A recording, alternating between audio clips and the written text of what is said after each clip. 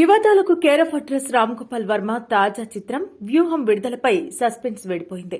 వరుస వాయిదాలతో విడుదల ఆలస్యమైన ఈ సినిమా ఎట్టకేళ్లకు థియేటర్లకు రానుంది. కోర్టు పర్మిషన్ ఇవ్వడంతో మార్చి 2న ఈ సినిమాను విడుదల చేసేందుకు నిర్మాతలు ఏర్పాట్లు చేస్తున్నారు. తాజాగా ఇదే విషయాన్ని ఆర్జీవీ ఒక ట్వీట్లో వెల్లడించారు. కేంద్ర సెన్సార్ బోర్డు జారీ చేసిన సర్టిఫికెట్ ను చూపిస్తూ పట్టువదలని విక్రమార్కుడిని అంటూ ట్వీట్ చేశారు. మార్చి 2న వ్యూహం సినిమా థియేటర్లలో విడుదల చేయనున్నట్టు క్లారిటీ ఇచ్చారు. ఆంధ్రప్రదేశ్ రాజకీయాల చుట్టూ తిరిగే ఈ సినిమాను ఆది నుంచి వివాదాలు చుట్టుముట్టాయి.